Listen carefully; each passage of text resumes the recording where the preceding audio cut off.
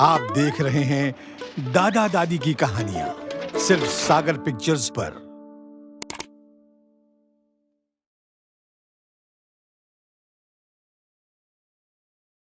दादा दादी की कहानियां, दादा दादी की कहानियां सदियों याद रही, भूला नहीं कोई बचपन ने सुनी। दादा दादी की कहानियां, दादा दादी की कहानियां।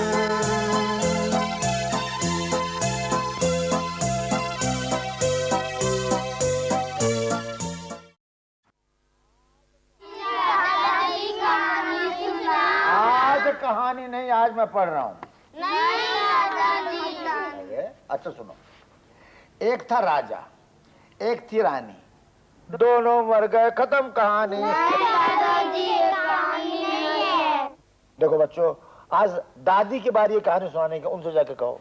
दादी के दांत में तो दर्द है। हम मेरे कान में जब दर्द होता तो मैं कहानी सुनाता था, ये दांत के दर्द से कहानी नहीं सुना सकती। जाओ उनके पास, जाओ बोलो उनसे। दादी जी कहानी सुनाओ ना। न तुम्हारे दादाजी को मुझ पर तरस आता है, न तुम पोते पोतियों को। चलो दुखती दांत में सुना देती हूँ एक दुख भरी कहानी। एक दुखती कहानी सुना दो। सुनाती हूँ। बहुत साल पहले की बात है। एक राजा राज करता था, बहुत ही अच्छा था। सारा दिन दरबार में बैठकर अपने मंत्रियों से प्रजा का दुख दूर करने के लिए राय सलाह किया करता था। और जब ही रात होती वो अपना भेष बदलकर प्रजा का हाल जानने के लिए अकेले ही शहर में घूमा करता था। दीदी तुम कह रहे थे तुम्हारा दिल शाही अस्तबल के प्रमुख से शादी करने को करता है, क्यों? क्योंकि मुझे सैर सपाटे का बहुत शौक है। मेरी शादी उससे हो जाए तो वो मुझे तरह तरह के घोड़े पर बिठाकर जगह जगह की सैर कराएगा। हाय दीदी, मेरी अगर शादी शाही रसोई से हो जाए तो मैं हर समय बढ़िया से बढ़िया खाने ही खाती रहूं, मगर मेरी ऐसी किस्मत कहाँ। अरे तू भी बता, तेरा मन किससे शादी करने को करता है? ये तो सबसे छोटी है, इसके भाग्य में सबकी सेवा करना ही लिखा है। यही चाहती होगी राजा के किसी सेवक से शादी करे।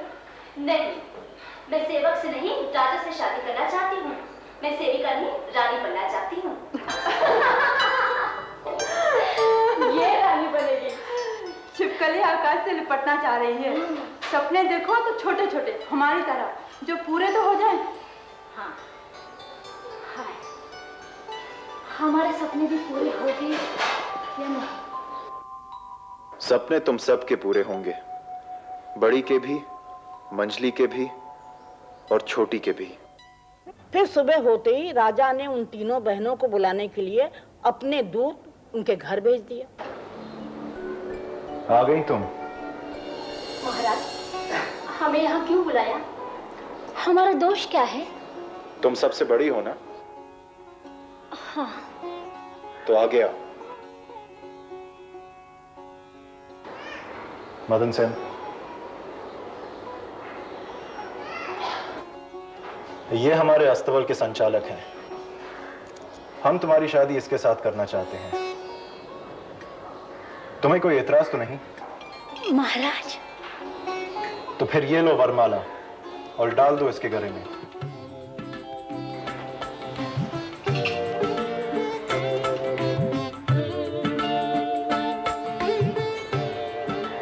मंजरी तुम आगे बढ़ो। रामधन,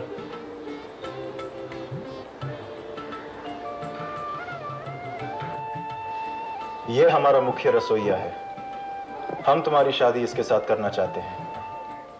अगर तुम्हें मंजूर हो तो वरमाला उसके गले में डाल दो।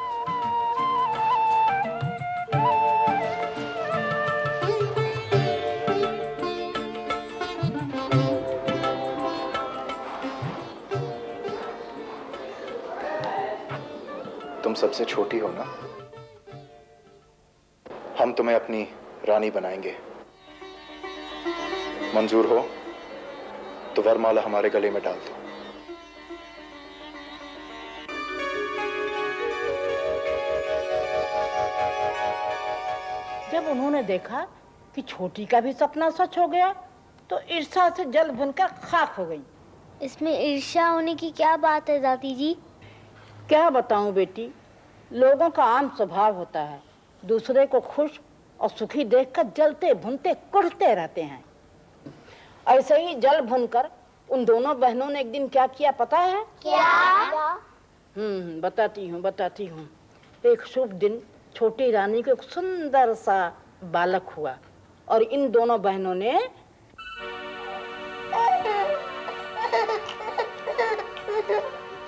बेचारे की बेचारी माँ अभी तक बेहोश पड़ी है, अपने बेटे का मुंह भी नहीं देखा अभी। माँ तो जब होश में आएगी तब देखेगी। चलो जल्दी से राजा के पास चलते हैं। हाँ, राजा को भी अपने बेटे का मुंह देखने दो। बधाई हो महाराज, बधाई हो, राजकुमार आया है। राजकुमार, महामंत्री, गरीबों के लिए खजाने खोल दिए जाए और नगर में दीपमाला की जाए। पहले आप अपने बेटे के दर्शन तो कीजिए। हाँ, हम कितने व्याकुल हैं हमारे बेटे का मुंह चूमने के लिए। तो ले लो, चूमिए बड़े प्यार से अपने बेटे का मुख।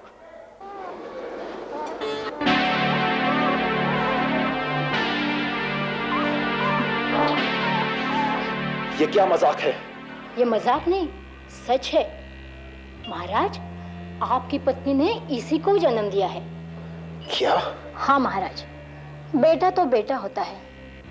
हम तो यही कहेंगे, ये आपका बेटा आपका नाम बहुत रोशन करेगा। बड़ी, ले जाओ इसे हमारे सामने से और फेंक दो किसी कचरे के ढेर में। हम ये बर्दाश्त नहीं कर सकते। ले जाओ इसे।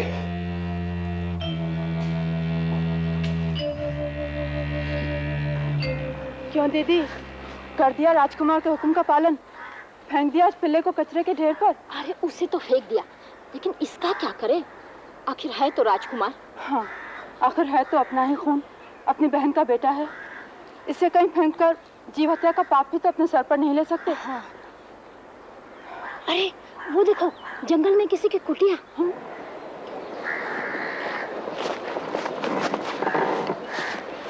देख, वहाँ एक गरीब ब्राह्मण रहता है, उसके द्वार पर बच्चे को फेंक देते हैं, अपने आप पलता रहेगा।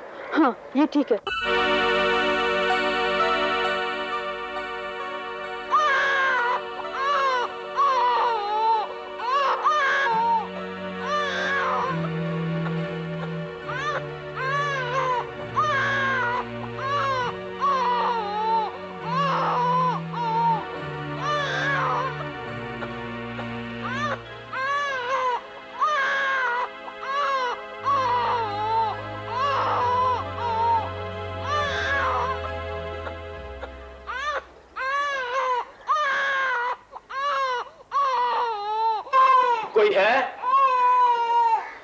कोई है?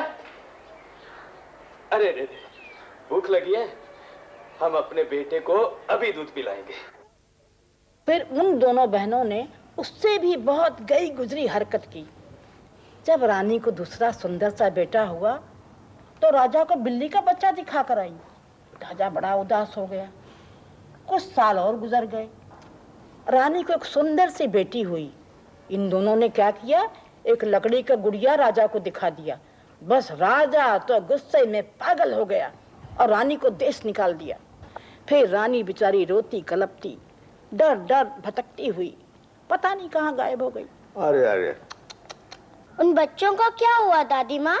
अरे बच्चे को उस ब्राह्मण की कुटिया के पास फेंक आई।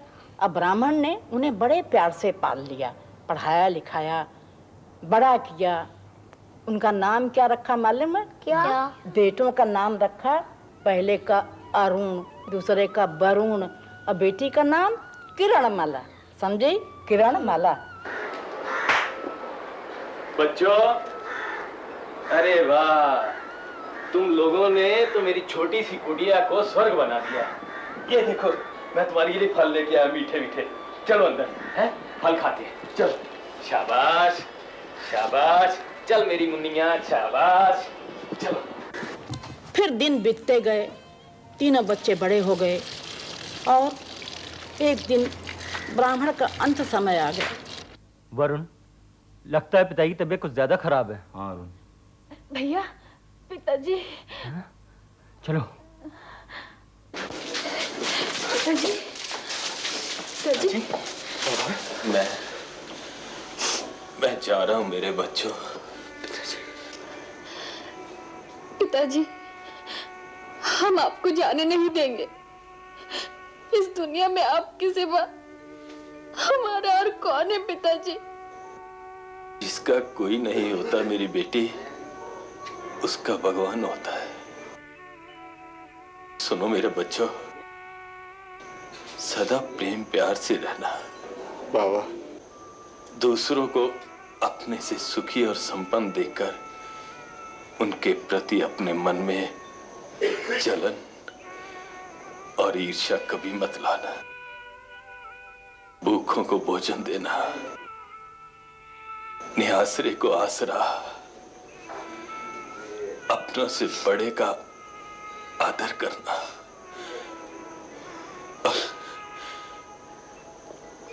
भगवान तुम सबको हमेशा सुखी रखेगा। हे राम,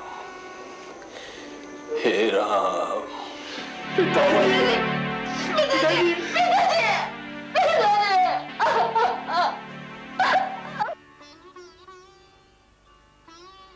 हम यहाँ शिकार खेलने आए थे, रास्ता भूल गए। काफी देर भटकने के बाद हम यहाँ आ गए। बेटी जी। बहुत प्यास लगी है, 2 घूंट पानी मिलेगा? हाँ हाँ, क्यों नहीं।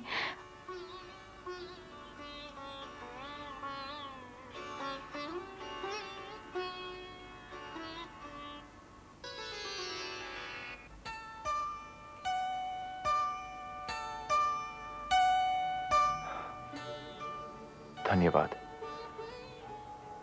बेटी तुम यहाँ अकेली रहती हो? नहीं, हम भी इनके साथ हैं। हम इनके भाई हैं। ये वरुण, मैं अरुण। प्रणाम। जीते रहो। अच्छा, हम चलते हैं। ऐसे कैसे जाएंगे आप? आप हमारे अतिथि हैं। भोजन किए बगैर आपको जाने नहीं देंगे हम। आप क्या सोच रहे हैं महाराज? कुछ नहीं, सोच रहा था अगर मेरे बच्चे जिंदा होते तो वो बिल्कुल तुम जैसे होते।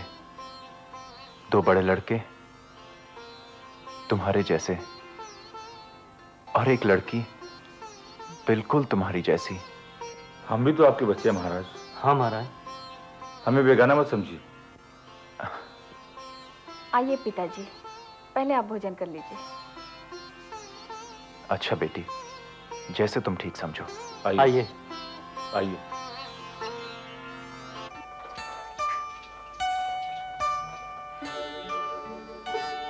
वाह, जिंदगी भर इतना स्वादिष्ट भोजन नहीं किया हमने। जाने से पहले हम ये बता देना चाहते हैं कि हम कौन हैं। हम इस देश के राजा सत्यदेव हैं। महाराज, आज तुम तीनों को मिलने के बाद हमें ऐसे लगा कि हम अपने बच्चों से मिल रहे हैं। अगर कभी भी किसी भी चीज की जरूरत हो तो हमारे पास आना, हम तुम्हारी हर इच्छा पूरी कर देंगे महाराज। फिर एक दिन वहां एक सन्यासी आया। इन बच्चों ने उसकी बड़ी खातिर की, बड़ी सेवा की। बस सन्यासी खुश हो गया और फिर उसने बताया, तुम बच्चों ने हमारी बहुत सेवा की, अब हम भी तुम्हें कुछ देना चाहते हैं। अरुण बेटा। जी महाराज। जरा पास आओ।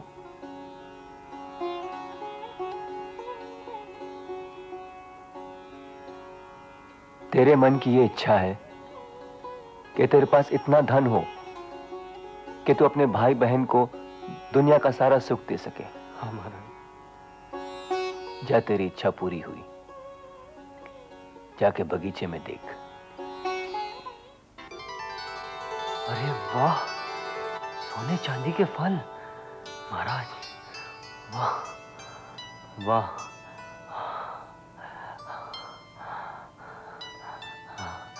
महाराज, सोने चांदी के फल हैं, उम्र भर खत्म नहीं होंगे। वरुण, तुम क्या चाहते हो?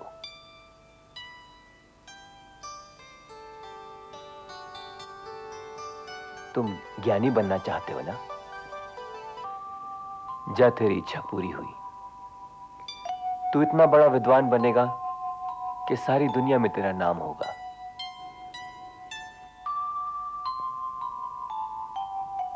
बेटी, तू क्या चाहती है? महाराज, मुझे मेरी माँ दे दीजिए। मैंने अपनी माँ की गोद कभी नहीं देखी। हाँ महाराज, हमें हमारी माँ दिला दीजिए महाराज। हमें सोने के फल नहीं चाहिए महाराज, हमें हमारी माँ दे दो महाराज। तुम्हारी माँ यहां से बहुत दूर एक जंगल में है। उनसे मिलने के लिए तुम्हें मेरे साथ चलना होगा।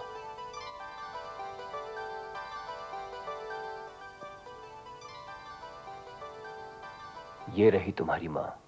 माँ? हाँ बेटे, तुम्हारी माँ को तुम्हारे पिता ने महल से बाहर कर दिया। वो बेचारी तुम सब अपने बच्चों की तलाश में डर डर, मारी मारी जंगलों में फिरती रही। अंत थक कर, हार कर यहां बैठ गई और बैठी बैठी पत्थर हो गई। देखो, उसकी आंखें अब भी अपने बच्चों की राह देख रही है। माँ, माँ, माँ, माँ,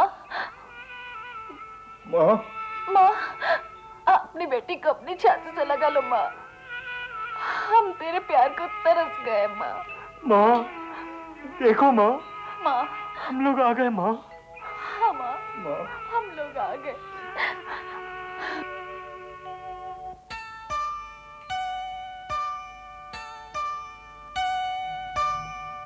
माँ,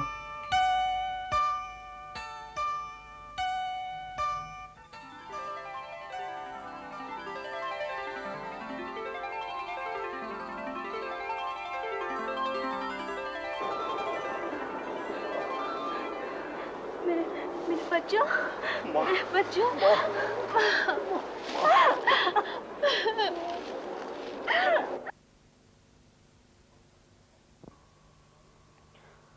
माँ, ये सब हमारे हैं माँ। हमारे पास अपार धन है माँ। हम तुम्हें दुनिया का हर सुख देंगे माँ। और देखना माँ, हम अपनी बहन की शादी इतनी धूमधाम से करेंगे कि पूरी दुनिया देखती रह जाएगी। हाँ माँ। माँ, क्या हुआ माँ? कुछ नहीं बेटे। माँ, ये बात तुम अभी नहीं समझ पाओगे बेटे। अरुण, तुम इसी वक्त महाराज सत्यदेव के पास जाओ और उन्हें अपने घर भोजन का निमंत्रण दो। क्यों बेटे, कैसे आना हुआ? आप हमारी कुटिया में आइए और भोजन कीजिए। हम तुम्हें ना कैसे कर सकते हैं? चलो, हम अभी चलते हैं। लाओ लाओ,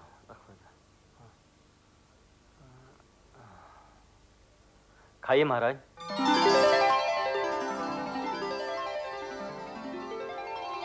खाइए महाराज, ये आप ही के लिए हैं।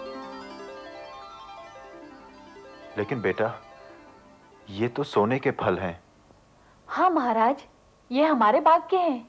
हाँ महाराज, हमने बड़े प्यार और श्रद्धा से ये ताजे ताजे फल आपके लिए तोड़े हैं। लीजिए।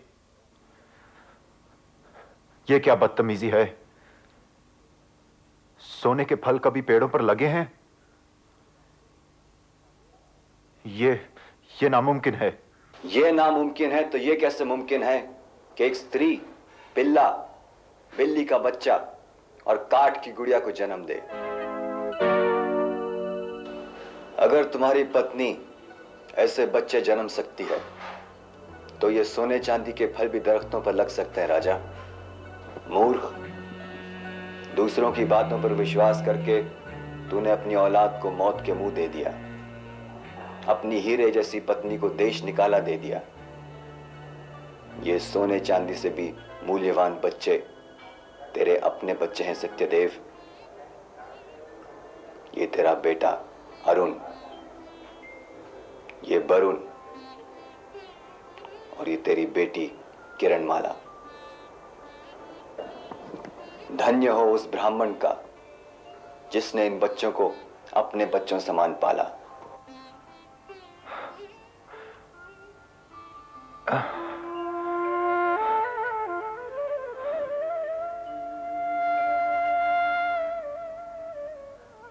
महाराज, हम दूसरों की बातों में आकर अंधे हो गए।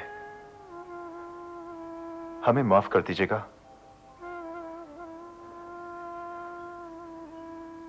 मेरे बच्चों, यहां आओ।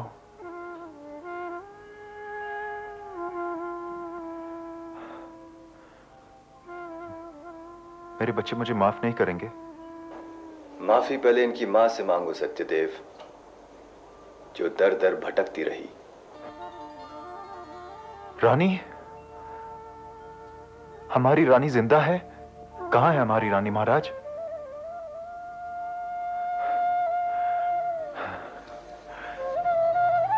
रानी?